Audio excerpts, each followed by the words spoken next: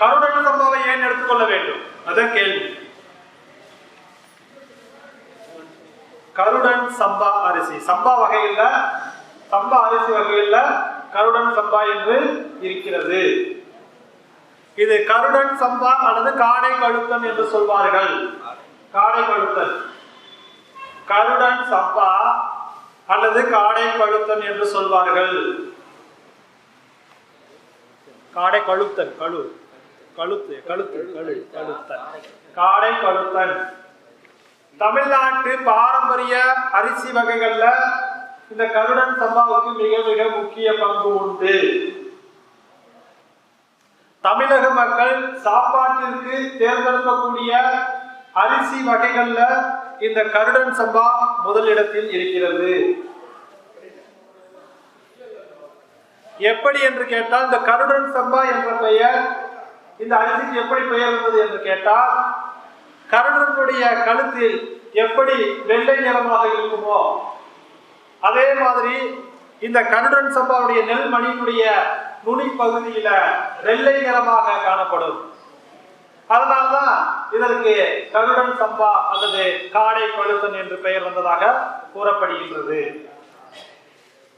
இந்த கருடன் சம்பாவுடைய முக்கியமான உடல் உபாதைகளை போக்குவது எது என்று கேட்டால், இருதயம் சார்ந்த அனைத்து குறைபாடுகளுக்கும், கேன்சர் சார்ந்த குறைபாடுகள் அனைத்திற்கும் ஒரு தீர்வை கொடுக்கக்கூடிய ஒரு அரிசி எது என்று கேட்டால், அந்த கருப்பு கவுனியும் மாப்பிள சம்பாவும் அதற்கு ஈடாக இந்த கருடன் சம்பாவும் கொடுக்கும். அதற்கு ஈடாக இந்த கருடன் சம்பாவும் கொடுக்கும். இருதயம் சார்ந்த குறைபாடுக்கும், கேன்சர் புற்றுநோய் செல்களை அழிப்பதற்கும் மிகவும் உறுதுணையாக இருக்கக்கூடிய ஒரு அரிசி இந்த கருடன் சம்பா அரிசி தான். இரத்த சோகையை போக்கக்கூடிய அரிசி, இரத்த சோகையை போக்கக்கூடிய ஒரு அரிசி இந்த கருடன் சம்பா அரிசி தான். இரத்த சோகை, உடம்புக்கு நோய் எதிர்ப்பு சக்தியை அதிகரிக்கக்கூடிய ஒரு அரிசி இந்த கருடன் சம்பா அரிசி. எப்படி? அப்படி என்ன இந்த கருடன் சம்பா அரிசியில மருத்துவ குணம் நிறைந்திருக்கிறது? எதற்காக இந்த கருடன் சம்பாவை எடுத்துக்கொள்ள வேண்டும் என்று நாம் பரிந்துரைக்கிறோம் என்று கேட்டால், வேதி கலவைகள். அப்ப நமது உடம்புல ஒவ்வொரு குறைபாடுகளுக்கு காரணம் ஒரு சில வேதி கலவைகளுடைய பற்றாக்குறை. அப்ப அந்த வேதி கலவைகளுடைய பற்றாக்குறை ஏற்பட்டதுனாலதான் நமக்கு குறைபாடுகள் தோன்ற ஆரம்பிக்கிறது. அப்ப அந்த குறைபாடுகள் வராம இருக்கணும்னா அந்த வேதி கலவைகள் சரியான விகிதத்தில் அந்த இடத்துல இருந்துச்சுன்னா அந்த குறைபாடை நமது உடம்புல தோற்றுவிக்காது. அப்படி இந்த கருடன் சம்பால எத்தனை விதமான வேதி கலவைகள் நிறைந்திருக்கின்றன.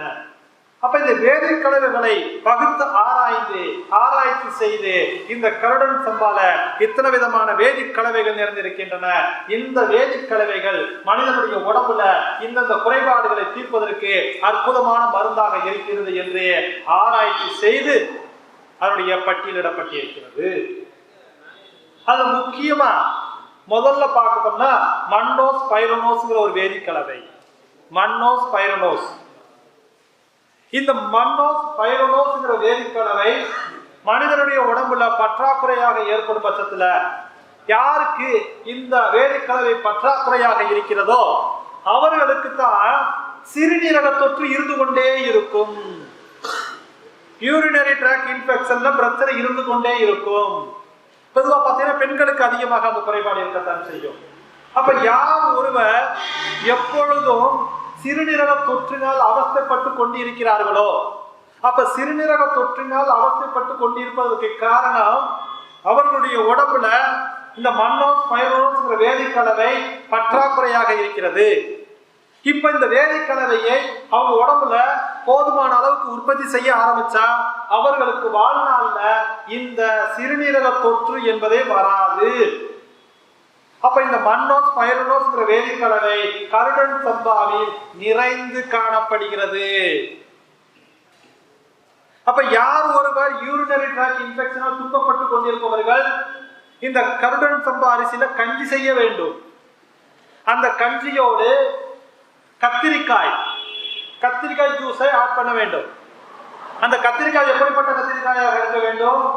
எந்த கத்திரிக்காயில் பூச்சி இருக்கிறதோ, எந்த கத்திரிக்காயில் புழு இருக்கிறதோ, எந்த கத்திரிக்காய் வாடி வதங்கி போய் இருக்கிறதோ, எந்த கத்திரிக்காயில் விதை இருக்கிறதோ, இந்த கத்திரிக்காய் எக்காரணத்துக்கு என்ன செய்யக்கூடாது? அதைத்தான் சாப்பிடணும். ரைட்டுங்களா? இந்த கத்திரிக்காயத்தான் தேர்ந்தெடுக்கணும். அப்ப அந்த மாதிரி பிஞ்சு கத்திரிக்காயை தேர்ந்தெடுத்து மேல இருக்கக்கூடிய காம்போட சாப்பிட்டா ரொம்ப நல்லது.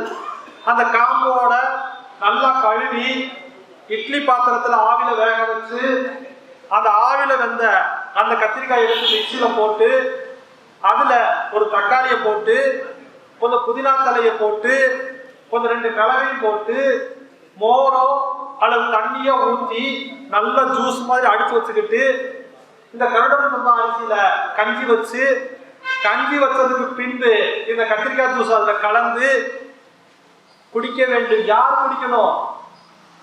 எந்த குறைபாடு உள்ளவர்கள் குடிக்கணும்? சிறுநீரக தொற்றினால் துன்பப்பட்டு கொண்டு இருப்பவர்களுக்கு ஒரு அருமருந்தாக விளங்கக்கூடியது கருடன் சம்பா. காரணம், அந்த தொற்றை உருவாக்கக்கூடிய அந்த தொற்று வருவதற்கு காரணம் இந்த மன்னோஸ் பைரோனோஸ்ங்கிற வேதிக்கலவை பற்றாக்குறை. அது இந்த கருடன் சம்பா அரிசியில நிறைந்து காணப்படுகிறது. அப்ப சிறுநீரக தொற்றை சீர் செய்யக்கூடிய உதவக்கூடிய ஒரு அரிசி கருடன் சம்பா. ஓகேங்களா?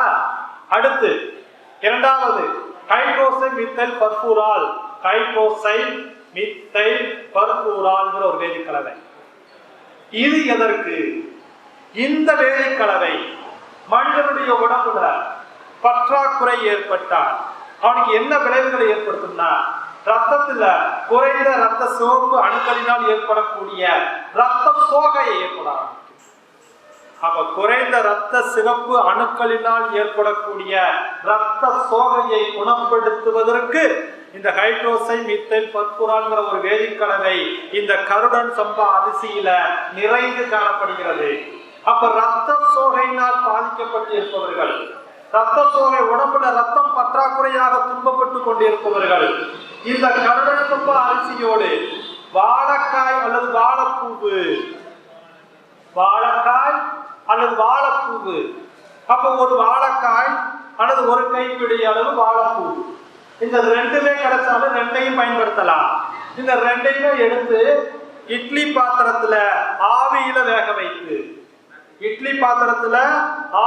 வேக வைத்து அதனை எடுத்து மிக்சியில போட்டு அதனோடு தக்காளி, சிறிதளவு புதினா தலை, கொஞ்சம் கொத்தமல்லி தலை, உங்க டேஸ்டுக்கு இதெல்லாம் கட்டாயம் போடணுங்கிற அவசியம் இல்லை. இதெல்லாம் போட்டா நல்லா டேஸ்டா இருக்கும். உங்க டேஸ்டுக்கு என்ன சேர்க்கணுமோ அதெல்லாம் சேர்த்து ஒரு ஜூஸா வச்சுக்கோங்க. இந்த ஜூஸை அடிச்சதுக்கு அப்புறம் இந்த கருடன் சம்பா அரிசியில கஞ்சி செய்யுங்க. கஞ்சி செஞ்சதுக்கு அப்புறம் இந்த வாழைக்காய் வாழைப்பூவோ அந்த ஜூஸை அந்த கருடன் சம்பா அரிசியில கலந்து ஒரு வேளை உணவாகவோ அல்லது இருவேளை உணவாகவோ தொடர்ந்து குடிச்சுக்கிட்டு வந்தீங்கன்னா குறைந்த ரத்த சிவப்பு அணுக்களினால் ஏற்படக்கூடிய ரத்த சோகையை முற்றிலுமாக குணப்படுத்தக்கூடிய ஒரு அற்புதமான மருந்தாகவும் உணவாகவும் விளங்கக்கூடியது இந்த கருடன் சம்பா அரிசி. ஓகேங்களா? மூன்றாவது, மனிதனுடைய உடம்புக்கு எதிர் உயிர்க்கு உண்டான ஆற்றல்களை, எதிர்ப்பு சக்தியை அதிகரிப்பதற்குண்டான ஆற்றலை அளிக்கக்கூடிய ஒரு வேதிக்கலவை. அந்த வேதிக்கலவைக்கு பெயர் என்ன? ஹைட்ரோக்சி மித்தைலாக்டோபன். ஹைட்ரோக்சி மித்தைலாக்டோபன்கிற ஒரு வேதிக்கலவை பற்றாக்குறையாக இருக்கும் பட்சத்துல எதிர் உயிர் செயல்பாடு பற்றாக்குறையாக இருக்கும். அப்ப இந்த வேதிக்கலவை இந்த கருடன் சம்பா அரிசியில நிறைந்து காணப்படுகின்றது. அந்த ஹைட்ரோக்சி மித்தைலாக்டோபன் நமது உடம்புல அந்த வேதிக்கலவையை அதிகப்படுத்த வேண்டும் என்றால் இந்த கருடன் சம்பா அரிசியோடு பீர்க்கங்காய் ஜூஸை கலந்து குடிக்க வேண்டும். கருடன் சம்பா அரிசியோடு பீர்க்கங்காய் ஜூஸை கலந்து குடிக்க வேண்டும். அப்ப பீர்க்கங்காய் எப்படி செய்யணும்? வழக்கம் போல அதே மாதிரி தோலோடு சதையோடு விதையோடு நன்றாக கழுவி இட்லி பாத்திரத்துல ஆவில வேக வச்சு ஆவில வெந்த பீர்க்கங்காயை எடுத்து மிக்சியில போட்டு தக்காளி, புதினா, கருவேப்பிலை, கொத்தமல்லி உங்க டேஸ்டுக்கு என்னென்ன போடணுமோ அதெல்லாம் போட்டு ஜூஸ் மாதிரி அடித்து வைப்பதற்கு பின்பு இந்த கருடன் சம்பா அரிசியில கஞ்சி செய்து அந்த கஞ்சியில இந்த ஜூஸை ஊற்றி நல்லா ஒரு கலக்கி உப்பு போட்டு ஒருவேளை உணவாக. அப்ப இந்த பீர்க்கங்காய் காம்பினேஷனோட அந்த கருடன் சம்பா அரிசி கஞ்சியை தொடர்ந்து குடிச்சுக்கிட்டு வந்தோம்னா நமது உடம்புல எதிர் உயிர்ப்புக்கு உண்டான ஆற்றல் அதிகரிக்க ஆரம்பிக்கும். அதுக்கடுத்து ஈத்தைல் குளுக்கோ பர்புரால், ஈத்தைல் குளுக்கோ பர்புரால்ங்கிற ஒரு கலவை. இது எதற்குன்னா காச நோய்க்கு மருந்தாக பயன்படக்கூடியது. காச நோயினால் துன்பப்பட்டு கொண்டிருப்பவர்களுக்கு அருமருந்தாக செயல்படக்கூடியது. அப்ப காச நோய் யார் யார் காச நோயினால் அவஸ்தைப்பட்டு கொண்டிருக்கிறார்களோ அவர்கள் இந்த கருடன் சம்பா அரிசி மிகவும் அருமருந்தாக இருக்கும். அது மட்டும் கிடையாது, இதனோடு அந்த உடம்புல ஹீமோகுளோபினுடைய அளவை, அப்ப இந்த அரிசியில இந்த கருடன் சம்பா அரிசி கஞ்சியோடு முருங்கை விதை, முருங்கைக்காய் செஞ்சமா இல்லையா, அது மாதிரி முருங்கை விதையையும் பீர்க்கங்காய் காம்பினேஷனையும் சேர்த்துக்கிறோம். முருங்கை விதையையும் பீர்க்கங்காய் இது ரெண்டையும் இட்லி பாத்திரத்துல ஆவியில வேக வச்சு இந்த கருடன் சம்பா அரிசியில கஞ்சி வச்சு அதை மிக்சியில போட்டு அரைச்சு மிக்ஸ் பண்ணி இந்த கஞ்சியை குடிச்சுக்கிட்டு வந்தோம்னா காச நோயினால் துன்பப்பட்டு கொண்டிருப்பவர்களுக்கு அருமருந்தாக விளங்கக்கூடியது, உடம்புல ஹீமோகுளோபினுடைய அளவை அதிகரிக்க செய்யக்கூடியது இந்த பீர்க்கங்காய், முருங்கைக்காய் அண்ட் கருடன் சம்பா அரிசி கஞ்சி.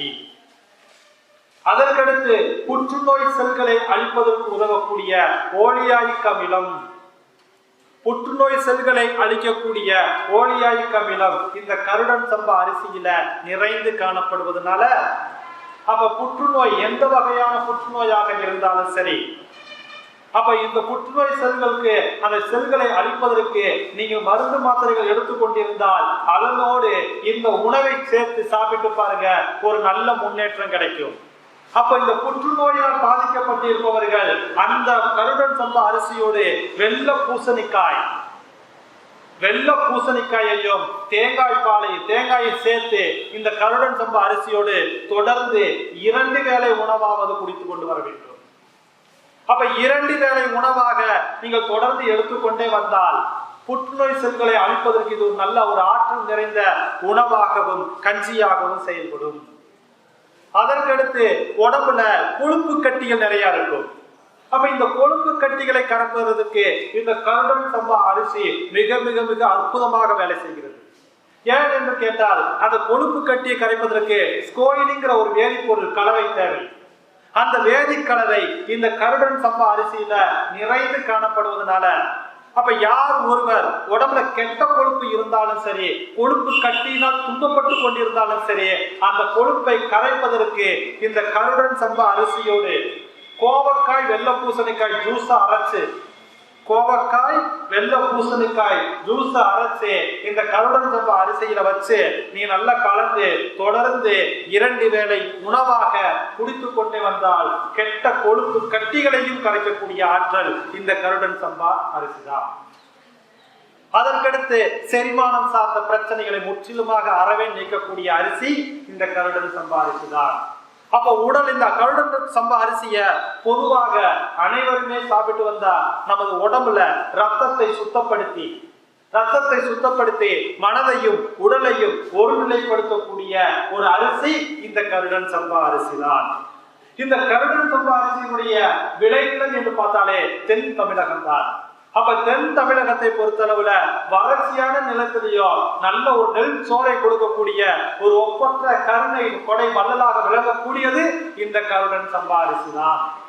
அப்போ செரிமானத்திற்கு நல்லது, கேன்சருக்கு நல்லது, கெட்ட கொழுப்பை கரைப்பதற்கு உதவக்கூடியது, ரத்த சோகையை போக்கக்கூடியது, நோய் எதிர்ப்பு சக்தியை அதிகரிக்கக்கூடியது, காச நோயை போக்கக்கூடியது, எதிர் உயிர் செயல்பாடை அதிகரிக்க உதவக்கூடியது, அனைத்து வகையான சிறுநீரக தோற்றை முற்றிலுமாக குணப்படுத்தக்கூடிய ஒரு வல்லமை நிறைந்த இந்த கருடன் சம்பா நம்முடைய பாரம்பரிய அரிசி வகைகள்ல இதுவும் முக்கிய பங்காற்றக்கூடியது.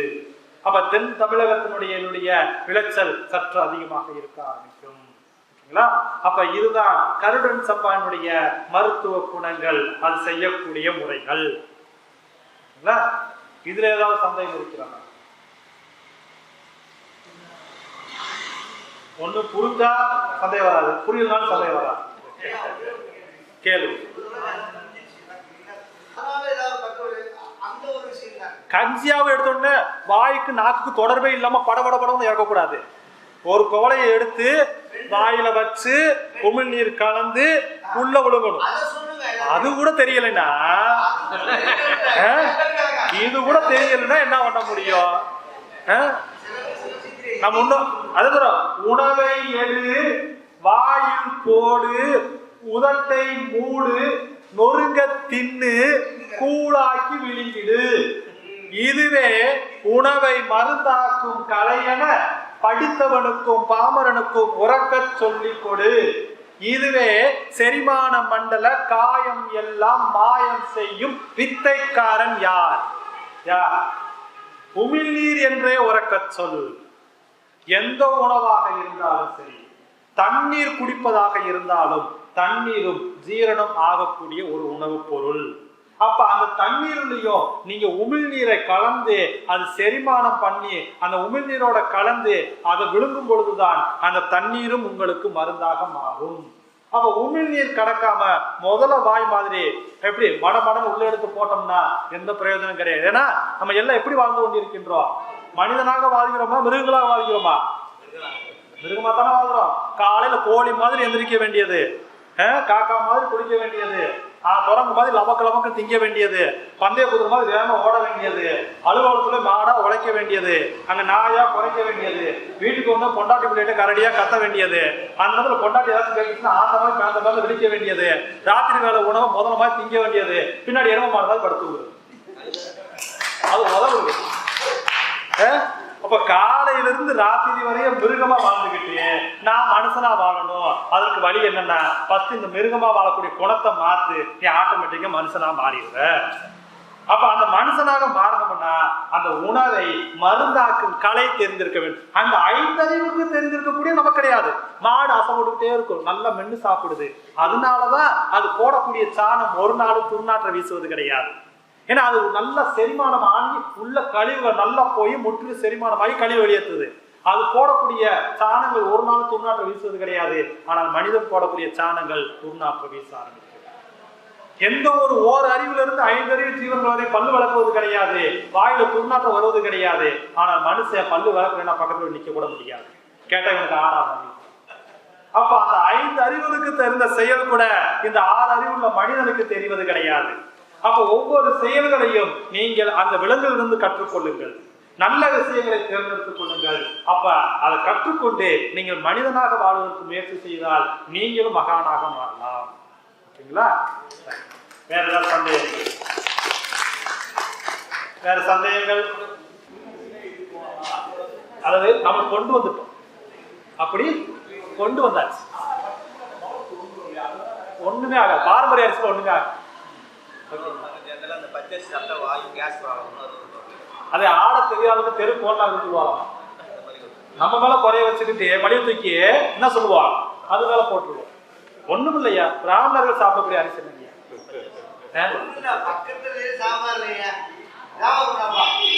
இல்ல அவங்க அரிசி எந்த அரிசி? ஏதாவது பிரச்சனை இருக்கா? 100 பேர் உட்காந்துருப்பீங்க, 100 பேர் நோயாளி நம்மளால உட்காந்துருப்பா, மருத்துவர் அவர் உட்காந்துருப்பா இல்லைங்களா? கோர்ட்டுக்கு போவோம், குற்றவாளியா நம்ம நிற்போம், ஜட்ஜா அவர் உட்காந்து. சரி தப்பித்தாலும் ஜெயிலுக்கு போகலாம், அங்கே கைதியா நம்மளால இருப்பான், சூப்பர் அவர் உட்காந்துருப்பான் இல்லையா? ஏன்னா அவருடைய வாழ்வியல் முறை அப்படி. வாழ்வியல் முறையும் உணவு முறையும் அவர்கள் காலையிலிருந்து இரவு வரை முறையாக கடைபிடித்துக் கொண்டிருக்கிறார். கொத்தவரங்காய் சாப்பிடுவாங்க, நம்ம சொல்லக்கூடிய காய்கறிகள்லாம் பாருங்க சாம்பார் இல்லாம சாப்பிட மாட்டாங்க, அரசாணிக்காய் சாப்பிடும், மஞ்சள் பூசணிக்காய் இருக்கும், நீர் பூசணிக்காய், நீர் காய்கறிகள் தான் நிறைய உணவுல எடுத்துக்குவாங்க. இன்னைக்கு நல்லா பாருங்க, திதி கொடுக்கும் போது புரோகிதரை கூப்பிட்டோம்னா புரோகிதர் என்னென்ன காய் கேட்டுவாங்க பாரு, வெள்ளை பூசணிக்காய், கத்திரிக்காய், கொத்தவரங்காய், வாழை, என்னைக்காச்சும் கேரட்டு, பீட்ரூட்டு, காலிஃப்ளவர், கோழி என்னைக்காச்சும் வாங்குறாங்களா? இல்ல இல்ல. காலங்கள் மாறினாலும் இன்றைக்கும் இந்த காய்கறிகளுக்கு முக்கியத்துவம் ஏன் அவர்கள் கொடுக்கிறார்கள் என்பதை கேட்டு பார்க்கணுமா இல்லையா? நெய் இல்லாம அவங்க சாப்பிடுவாங்களா? சாப்பிட மாட்டாங்க. பருப்பு நெய் நம்ம அவங்க உருக்கி ஊற்றி சாப்பிடுவாங்க. நம்ம நேரடியா போட்டு சாப்பிட்டு நம்ம நோயாளியா உட்காந்துருக்கோம். அவங்க நல்லா ஆரோக்கியம். அப்ப உணவு முறையை திருத்துங்கள், உடலில் மாற்றங்கள் ஏற்படும். உடலில் மாற்றத்தை கொண்டு வாருங்கள், சமுதாயத்தில் நிச்சயமாக மாற்றம் நம்மளால் ஏற்படுத்த முடியும். இப்போ உணவே மருந்து, மருந்தே உணவு. இன்று வாய்ப்பு கொடுத்த 4வது நிகழ்வுக்கு என்னுடைய சிறந்தார்ந்த வணக்கங்கள். அடுத்த பாரம்பரிய அரிசி தொடரும்.